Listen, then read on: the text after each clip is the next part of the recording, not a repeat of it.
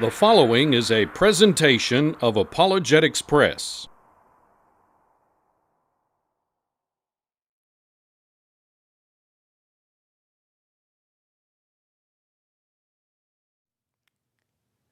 In the second session of Evolution is Religion, Not Science, we're going to talk about how true science is the enemy of the evolutionists. And what we mean by that is when true science is applied, as scientific knowledge increases, as the amount of data available increases, it invariably refutes the theory of evolution. Again, this is contrary to what we may have from reading in the popular press or reading in some of the pseudo-scientific journals. But as we will see in this session, again, as true science is applied, as increased knowledge is gained, as increased data is gained, we find that that actually is the enemy of the evolutionists. Now, to give an example, what we're going to do is start out with talking about, I guess what we'd say would be kind of the state of atheism or the state of the theory of evolution in the late 1800s. And as again we talked about in the first session, found that one of the most challenging problems for the evolutionists is how do you first get life arising from non-life? Even in the late 1800s, there was some knowledge that life must be very complex. People were beginning to realize that it didn't just spontaneously arise. Of course, the experiments by Louis Pasteur and others were clearly demonstrating that life only came from life, that life does not spontaneously arise from non-life. And so to counter that, certain evolutionists began to develop theories. They even wrote books providing an alternative to the book of Genesis. But they would begin developing theories and looking for any evidence whatsoever that simple life might have existed or that somehow, again, a life could have arisen from non-life. And so we're going to look at some of the quotes from those individuals. But one thing that's also useful is when we're going through this type of exercise is we should try to put ourselves in the position of being a Christian at this time. Because we can look back 100, 150 years and say, oh, well, that statement was silly, or that idea was silly, or no one would have ever really believed that. But again, realize that when these statements were being made, some of these individuals were some of the most respected scientists in the world. This was at a time when many Americans had not traveled more than, say, a few miles from their birthplace. Many Americans didn't even have high school educations. And these were books and ideas being pushed, again, by some of the most prominent scientists in Europe. And I'm going to focus 3 slides, or actually be 4 slides, talking about some of the ideas of Ernst Haeckel.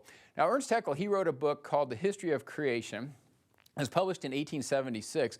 And right up front, we can see from his title, one of the things he was trying to get at was, not to necessarily believe Genesis, not to believe the Bible, but, this was the true history of creation, the history of creation as presented by Ernst Haeckel or as discovered by Ernst Haeckel. And this is some quotes from this book, and he's talking about organisms that he called Monera that were trying to address this problem about how would you get life from non-life. And so reading some of the quotes, starts out, he says, during late years, we have become acquainted with Monera, organisms which are, in fact, not composed of any organs at all, but consist entirely of shapeless, simple, homogeneous matter. The entire body of one of these Monera during life is nothing more than a shapeless, mobile, little lump of mucus or slime consisting of an albuminous combination of carbon. Simpler or more imperfect organisms we cannot possibly conceive. And so by saying simpler or more imperfect organisms we cannot possibly conceive, right there he's trying to refute the idea that life is very complex. He's trying to refute the idea that God created life perfectly, created life in a very exquisite way. He's trying to refute that through these observations that he claims to have made of these organisms called Monera. Reading on, again, from the same book, History of Creation, says, the first complete observations on the natural history of a Moneron were made by me at Nice in 1864. Other very remarkable Monera I examined later, 1866 in Lanzarote, one of the Canary Islands, and in 1867 in the Straits of Gibraltar. The complete history of one of these Monera, the orange-red Protomyxa aurantiaca, is represented in Plate 1, and its explanation is given in the appendix. I have found some curious Monera also in the North Sea, off the Norwegian coast near Bergen. And so, again, he's making the case here that these organisms are real, and that he's observed them, and that he has somehow established the behavior or the history of these particular organisms. Again, put ourselves in the position of a Christian in the late 1800s who's put their faith in the Bible, now being confronted by one of the leading scientists in Europe claiming that he's found these simple, imperfect life forms and that he has studied them and observed them continually. Third slide with quote. Perhaps the most remarkable of all Monera was discovered by Huxley, the celebrated English zoologist, and called Bathybius haeckelii.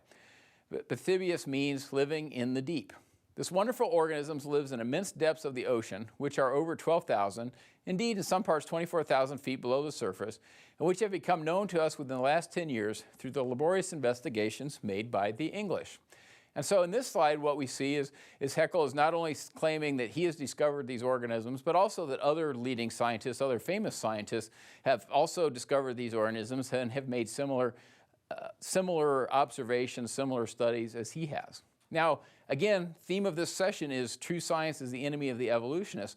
Well, what happened was, while all of these claims were being made about Monera, a discovery was made. And that discovery was that Monera were really just simple, lifeless, inorganic compounds. And that evidence was available as early as 1875, which is interesting. That was before Haeckel published his book.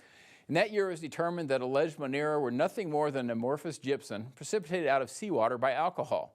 Now, however, even with clear refutation from true operational science, Monera continued to be presented as fact for over 50 years by atheists seeking to support Darwinian religions. In fact, at the final printing of History of Creation, Monera were still included, and that printing was, I believe it occurred in 1923. So again, this particular idea of somehow establishing that life could arise from non-life via these simple forms, it was promulgated for about 50 years, but again, in the end, as true science advanced, shown to be false. Now, other attempts by evolutionists to address this problem. In 1952, an experiment, the Miller-Urey experiment, was performed.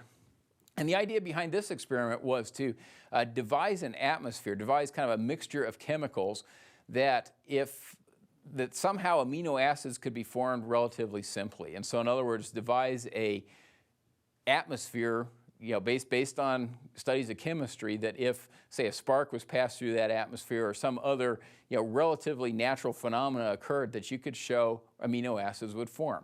And so what we have on the Miller-Urey experiment, as taught in biology books, is first it was an attempt to simulate conditions under which theory of evolution predicts life could be spontaneously generated. The idea was to pass water, ammonia, methane, and hydrogen through a spark. They couldn't have oxygen present because that would destroy the building blocks of life. Amino acids were formed, and this showed, according to the biology text, the basic building blocks of life can assemble spontaneously. This is a diagram showing the Miller-Urey experiment, again showing the chemicals that were passed through and sparked to form potentially form the amino acids. And so that's what's taught on the amino acid. But there's several things, that's what's taught by the Miller-Urey, about the Miller-Urey experiment. But there are several things about the Miller-Urey experiment that are very important technically, but are not taught. First of all, building blocks of DNA and proteins are molecules which can exist in both right and left-handed forms. In other words, mirror images. In all living systems, DNA and RNA are composed exclusively of right-handed nucleotides, while the amino acids and proteins in living systems occur only in left-handed form. Now, this is important because with amino acids and with nucleotides, when they form proteins and when the nucleotides form DNA, it's not just the chemistry of those molecules that are important, but it's also the physical structure. And so as we see in proteins, the physical structure of the protein requires that any of the amino acids that illustrate a handedness, any of the amino acids that show either a left-handed or a right-handed form, those amino acids need to all be left-handed to have the structure of the protein necessary for that protein to function. And so, again, very important for all of the amino acids that show handedness to be left-handed. Likewise, for DNA, in other words, in order for that molecule to have the double helix structure that is necessary for that molecule to function, all of the nucleotides in the DNA need to be right-handed. And so, again, very important, very well known, but what's not mentioned relative to the Miller-Urey experiment is in that type of experiment, there's an even mix form. There's an even mix of left-handed and right-handed amino acids in the case of forming amino acids to form proteins, and that mix is totally unsuitable for forming a functional protein. Just to give an idea, the chemistry required by evolution results in even mix of right and left-handed nucleotides and amino acids. And again, attempts to contrive scenarios that somehow purify, that somehow lead to more entirely left-handed amino acids have failed. Now, the smallest protein consists of about 70 amino acids. And so that's 70 amino acids in the smallest protein. And if to randomly pick from this mix of amino acids, this even mix of left-handed and right-handed amino acids, to somehow randomly pick from that and get 70 in a row that were all left-handed, it would be like flipping a coin 70 times and having it always come up heads or always come up tails. And so it's very unlikely that that would occur. In fact, the odds of that occurring are about 1 in 1 followed by 21 zeros.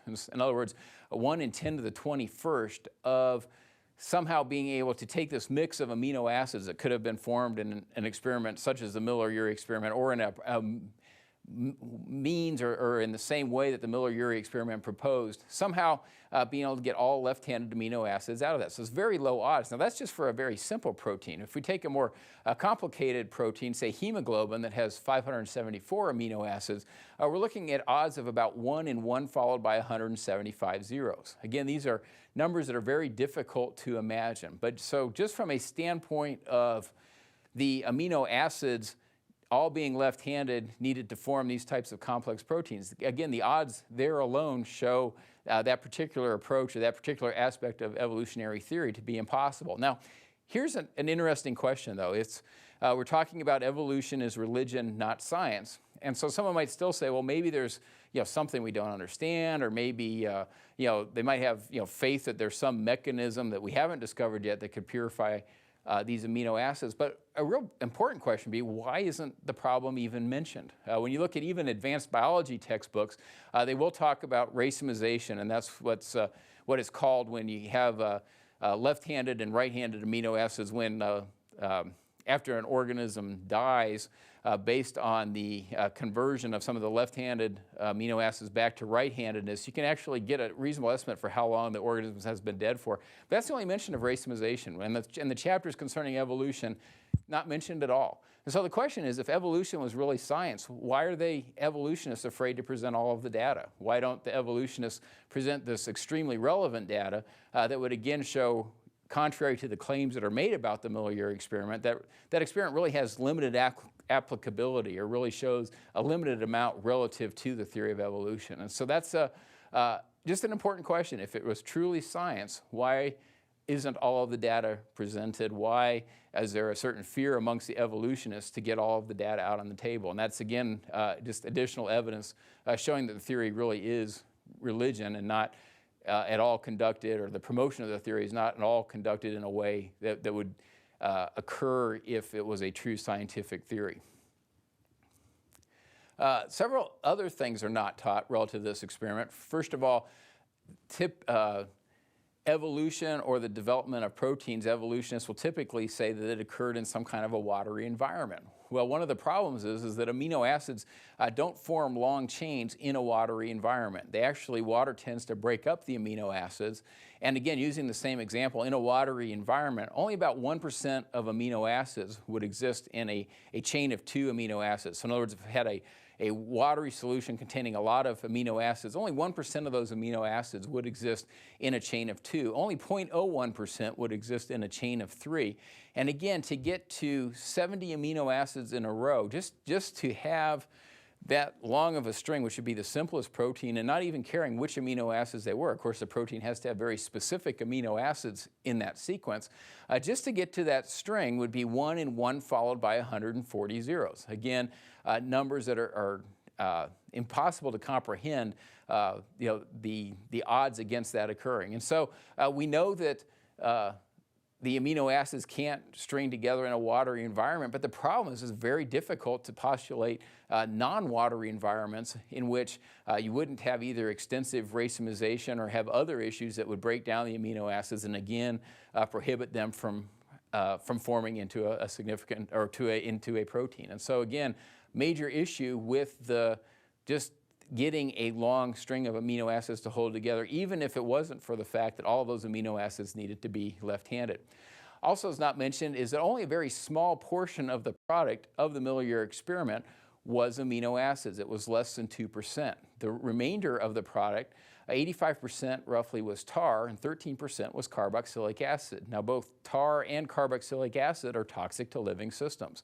Again, trying to somehow show a way that life could randomly arise, and only at a very simple level, really only trying to show a way that maybe a simple protein could arise, which again is a tremendous distance away from life. But even just showing that a simple protein could arise, even in that experiment, they showed that the majority of the products would actually be toxic to the life that supposedly was trying to create itself. Again, a person could still put their faith in this type of experiment working, but from a scientific standpoint, in the discussion of the Miller-Urey experiment, why isn't any of this mentioned? And again, this is from reviewing all of the major biology textbooks. None of them mention these glaring issues, this data that's very important if the goal really was to have the student develop an objective scientific opinion or an objective scientific interpretation of the evidence. So again, big question is how can evolutionists claim to be pro-science when data that is very relevant to their theory is purposely withheld? Other points that are typically left out of the discussion, there's a great deal of discussion, and really even the evolutionists themselves have now rejected the proposed atmosphere. In other words, even evolutionists no longer believe that the atmosphere proposed by Miller and Urey could have ever existed on Earth. Again, that's important. The atmosphere proposed by Miller and Urey, it was not based on evidence, not based on the idea that that atmosphere ever actually existed. That mix of gases was deemed a possible way to create amino acids, which indeed they did.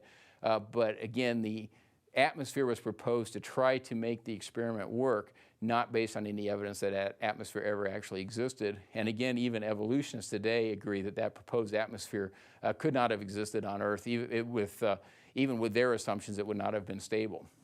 Another important point when someone has a scientific theory is to try to test it. And what was exciting was there was actually a chance to test this theory. And by testing that theory, the atmosphere of Jupiter is actually fairly similar to the atmosphere proposed by Miller and Urey. And so on the planet Jupiter, there is an atmosphere similar to what the atmosphere that Miller and Urey were proposing in their experiment. And we were able to send a probe to that in 1996. And so it was Galileo that put a probe into the Jovian atmosphere. And many evolutionists were very excited about this. There was thought that we would at least find some very complex organic molecules, and some evolutionists went as far as saying that we should find life, or that there was a good chance that we would see life floating around in the clouds of Jupiter. Well, this is a summary of the findings of that particular probe, and this was out of the magazine Sky and Telescope reported on it. Again, a very magazine that's typically very favorable towards evolutionists, but also typically is a very objective magazine. And so I want to read this quote to you. It says, "Another blow to scientists' expectations was the paucity of complex organic molecules, which laboratory studies had suggested should be present. Some researchers have even postulated that prebiotic compounds or even life itself might exist in the Jovian atmosphere. Yet the mass spectrometer found nothing fancier than simple carbon-based species like ethane. There aren't any little critters floating around in the clouds," concludes Neiman. And that's a reference to Hasso B. Neiman, NASA Goddard, who led one of the teams analyzing results from the probe. And also, in addition to the original Miller-Urey experiment, numerous other experiments have been contrived and performed, again, trying to show some credible mechanism that long strings of amino acids or proteins could form. And all of those experiments have failed. There's never been an experiment showing a credible way to form even a simple protein, which is, again, a tremendously long distance away from a simple life form.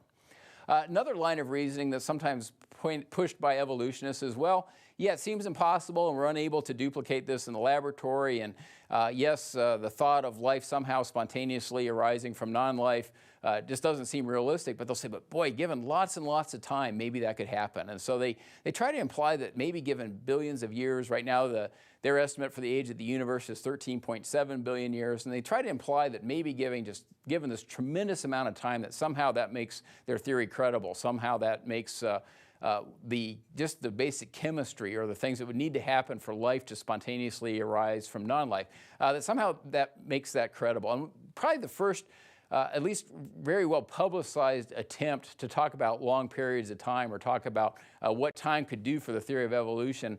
It was a debate that occurred in 1860, and this was a debate between Thomas Huxley, and he said that proposed that given 6 monkeys, 6 typewriters, and unlimited time, the monkeys would eventually type all of the books in the British Library. So what we're going to do is spend a slide just talking about, well, how much time would that really take? Again, evolutionists feel right now that the universe is about 13.7 billion years old. Probably the longest age that any evolutionist is still clinging to is maybe 20 billion years old for the universe.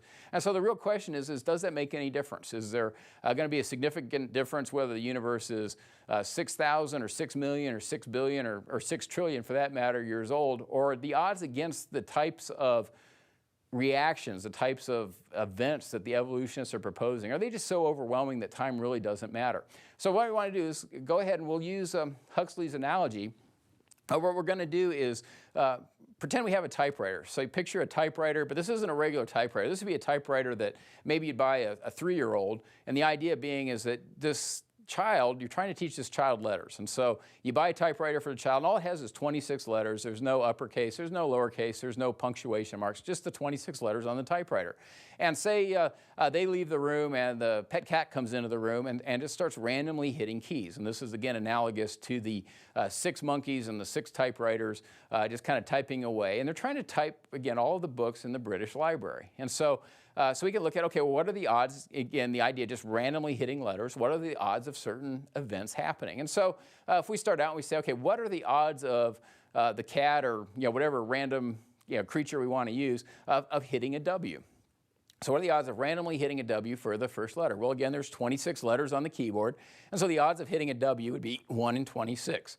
Again, 26 options, 1 in 26 that a W will be hit. Now, after the W is hit, what would be the odds of hitting an E? So on the second stroke, suppose, again, totally random, what would be the odds of hitting an E? Well, the odds of hitting an E are 1 in 26 also, and so the odds of hitting a W followed by an E are 1 in 26 times 1 in 26, or that's 1 in 676. So we have odds of 1 in 676 of hitting WE. Now, we can go a little bit further with this. Suppose we want to look at a fairly simple string and say we are. Okay, so what are the odds of hitting just a string W-E-A-R-E on this particular typewriter? Well, if we take 26 times 20, 1 in 26 times 1 in 26 times 1 in 26 times 1 in 26 times 1 in 26, we get odds that are a little worse than 1 in 11 million. And so now you're starting to think, well, wow, that's those are pretty bad odds. If I just wanted to type we are, I'm down to 1 in, again, a little worse than 11 million. Well, what if we want to type something like we are a bunch of monkeys? Well, to type we are a bunch of monkeys, now the odds have gone up to 1 in almost 2 times 10 to the 28th power. So again, that's 1 in 2 followed by 28 zeros, just to type we are a bunch of monkeys. Well, that's starting to get really unlikely now. Again, a number followed by 28 zeros is something that's really beyond our ability to comprehend. Let's give a final example, at least with this line of reasoning. What if we wanted to type, we are a bunch of monkeys trying to type something that makes sense? It's not working yet, but maybe given infinite time. When we look at the odds for that, now we're up to a staggering 1 in 6.89 followed by 135 zeros. So again, 1 in almost 7 followed by 135 zeros. In other words, 1 in 6.89 times 10 to the 135th power. Now, what's important to note on these odds is that I go back to the evolutionist claim of how old the universe is, and I look at the evolutionists, again, saying at most that the universe is 20 billion years old. Well, 20 billion years is only about 6 times 10 to the 23rd microseconds. In other words, if I look at 20 billion years and I divide that up into millionths of a second, I get roughly 6 followed by 23 zeros, millionths of a second. So that's 6 times 10 to the 23rd microseconds. That's nothing compared to a number followed by 135 zeros. In other words, the number of microseconds in 20 billion years, the 20 billion years that evolutionists will claim makes anything possible, is trivial compared to the odds of just randomly typing a simple string of about 96 letters. We can go even beyond that. Most evolutionists will say that the total number of atoms in the universe, so this is atoms in the entire universe, is less than 1 followed by 80 zeros. In other words, the total number of atoms in the universe is less than 10 to the 80th. Again, a tiny number compared to the odds we just looked at for typing a relatively simple string of letters. And so when an evolutionist, when discussing things with an evolutionist and presenting the evidence that their theory really isn't scientific and in fact science proves their theory wrong, a lot of times this will get thrown back. Well, yeah, it looks impossible, but again, we've got lots and lots and lots of time. Well, the time available, even by the evolutionists' own grossly inflated age for the universe, is still trivial compared to the time that would be needed for any of the events that they require to happen or postulate having happened to have actually occurred. And we go a little further with this. Again, the example we just used had 96 letters. DNA in the simplest bacteria has over 1 million nucleotide pairs. The chemical, also, another very important point is that the chemical letters that are used to make up the DNA, in other words, the chemical letters in the DNA, the nucleotides are the chemical letters in the DNA of a bacteria, they're not permanently placed. It's kind of like what we saw with the amino acids in a water environment. Say an amino acid might bond to another string of amino acids and then it would immediately be debonded. And so the same thing occurs. And so this, if say a long string of nucleotides was attempting to form. And so what would really happen, a better analogy would actually be every time the monkeys type a letter, that letter very quickly jumps back off the page and maybe goes back into the typewriter. In other words, just picture letters being typed by these monkeys that are, again, trying to type all the works of the British Library, but every time they type a letter, it almost instantaneously gets erased. And so that, again, makes it even less credible for those, in the analogy's case, for those books to be typed, but also less credible that anything such as a protein or DNA could randomly form. Now, every now and then someone will say, well, I wrote this computer program, or I saw this computer program, and it showed that amino acids or long strings of amino acids or proteins or DNA could actually form quite quickly. And just want to point out, computer programs with kind of predetermined results, they're irrelevant. That's not what we're looking at here. And so it's easy to program a computer to do whatever someone wants the computer to do. And again, if it's a predetermined result that the computer is seeking, that is not at all analogous to the idea of proteins or DNA randomly forming. But again, more importantly, as we talked about in the previous session, if it could happen, if it was so easy to happen randomly, why can't we do it in a lab? In other words, if these events are really events that supposedly a computer program says they could work, or given enough time they could work, I mean, why can't we come anywhere close to doing this in a laboratory? And of course we can't. And so that's kind of the fundamental question. Again, I can program a computer to say whatever I want it to say. I can claim things based on experiments and selectively presenting information or selectively presenting results of those experiments. But really the bottom line comes back down to, okay, if it's that easy or so easy that it could happen randomly, why can't we do it, again, given our smartest PhDs, virtually unlimited funding, and laboratories that are unimaginably sophisticated?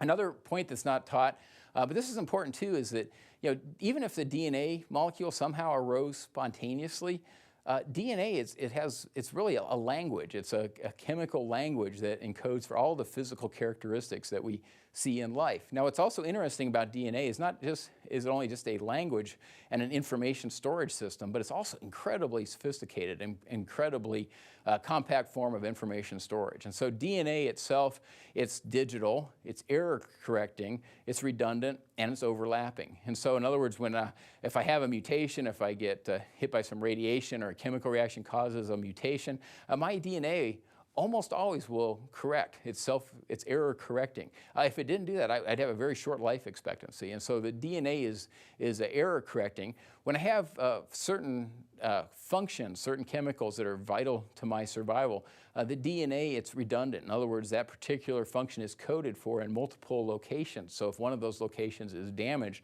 that function can still be performed. That I don't lose that particular capability, or that capability that's needed for survival.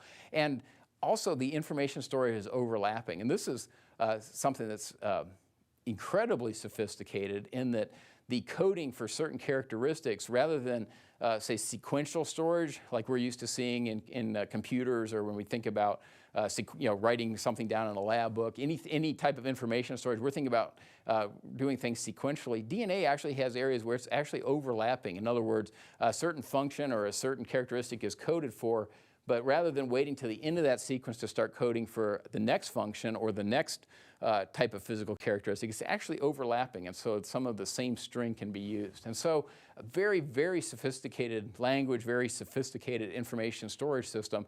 It's so sophisticated that, again, it's something using some of our smartest PhDs in information sciences. We're still trying to duplicate an information storage system, or not even duplicate, come up with an information storage system that's even a fraction as sophisticated as the information storage that we see in DNA. And so, again, very important points, very relevant to the debate of life somehow spontaneously arising from non-life. Because, again, all we've talked about for the last several slides are just the odds of a protein randomly assembling itself, or just the odds of a single strand of DNA randomly assembling itself. And we can see, again, no matter how much time, given the maximum age that any evolutionist will claim for the universe, time does not matter, because, again, just the odds of even those relatively small steps towards creating life are so overwhelmingly against that occurring, just based on some very simple first steps.